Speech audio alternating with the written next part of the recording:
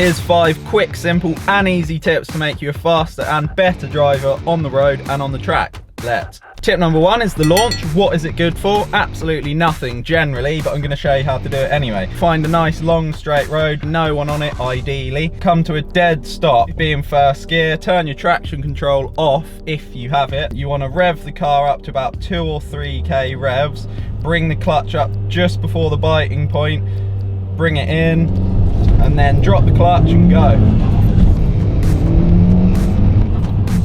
Now I've just pulled up to show you in a little bit more detail. It's gonna vary from car to car, but generally you wanna hold the revs at about 2 to 3k revs. I did have a non-turbo BMW at one point that had to launch at 5k and not bog down, so you'll have to give it a little bit of a play around. But again, what you do, have that clutch all the way in, lift it up, find the biting point, go back just a tiny bit, rev your engine up, hold it at the revs, slip the clutch slightly. Once you start getting moving, then that's when you quickly come off the clutch and floor the throttle. Also good for doing people off the lights actually. You might want to manage the throttle a little bit depending on how powerful your car is, because it could end up in spinning and that's not what you want to do if you want to get away quick. If you rev too high and drop the clutch, it might look something like this.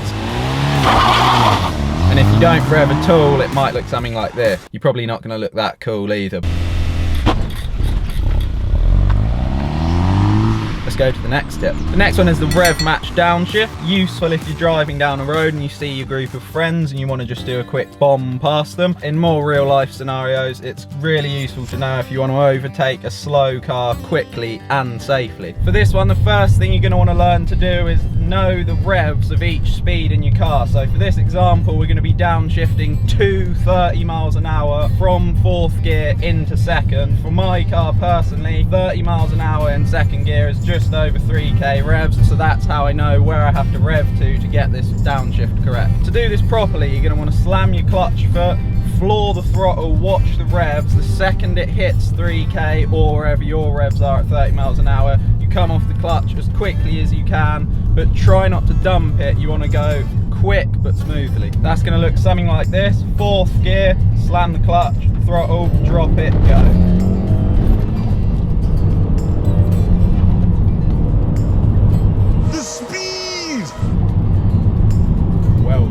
This next one, not that fun, more commonly associated with driving tests, and I hate doing it, especially with my brakes as warped as they are. It's the emergency stop, also known as the slam on and hope. Literally all you want to do is just, well, we're going at 40 now, and you just slam on the brakes.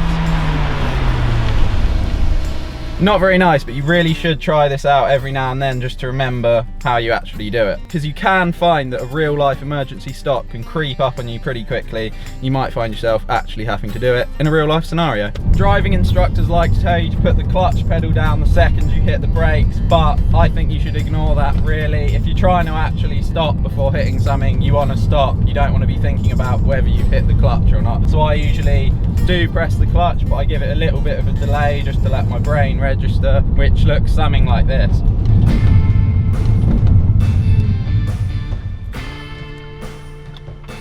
So you can see on the brakes hard first, the clutch comes quite quickly afterwards. Just make sure you're on the brakes first. Next tip is trail braking. You've probably heard it from F1 and the likes.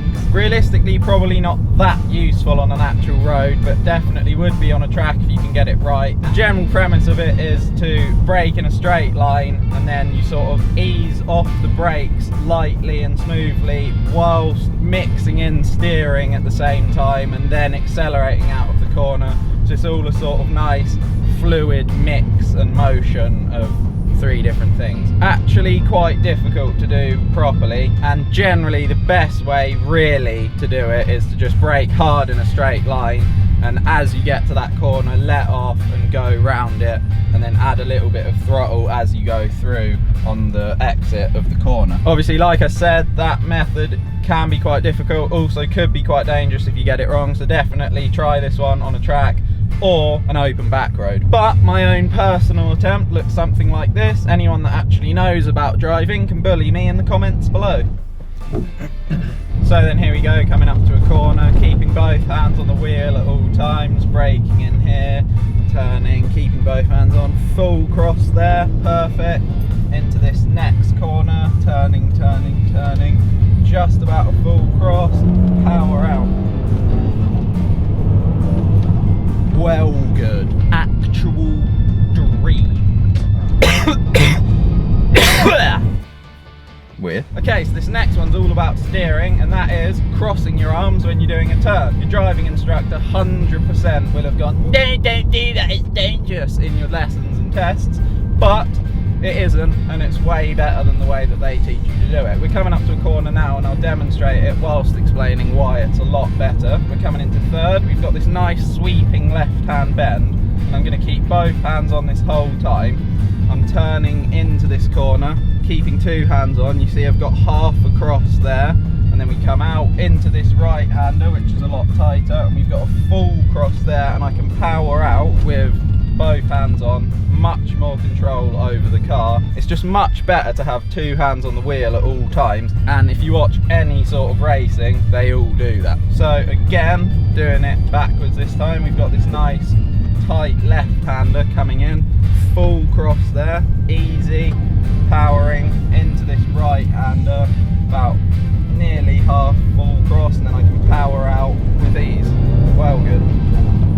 The reason it works and the reason it's easy is because most corners you're never going to need more than this amount of turning to actually get round it, rather than having your hands all in like weird places and the steering wheel sort of half turned and not.